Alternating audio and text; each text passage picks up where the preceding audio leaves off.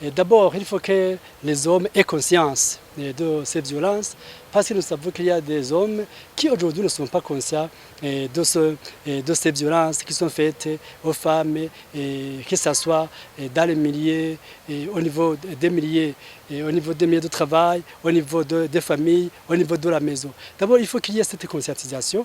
D'abord, il faut qu'ils soient conscients de ce fléau, mais aussi qu'ils participent à des sensibilisations, que ce soit au niveau des ateliers, au niveau des enseignements, au niveau de la maison. Parce qu'aujourd'hui, nous voyons que ce fléau gangrène, que ce soit les familles, que ce soit les milieux de travail, que ce soit aussi même dans les milieux qui nous entourent.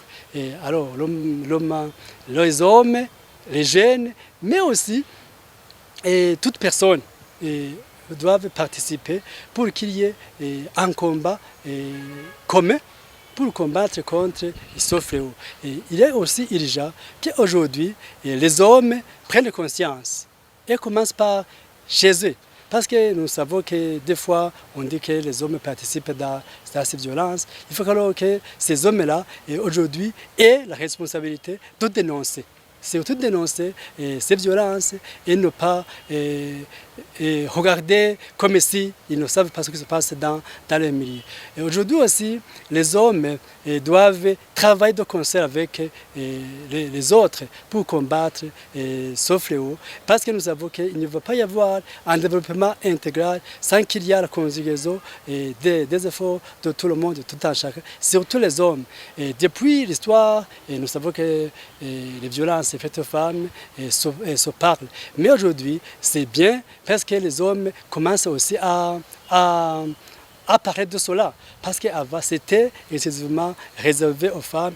Et aujourd'hui, alors, il faut qu'il y ait cette éducation et cette conscientisation, mais aussi que les hommes aujourd'hui se libèrent de l'histoire, de la culture, parce que nous savons que aussi la culture évolue.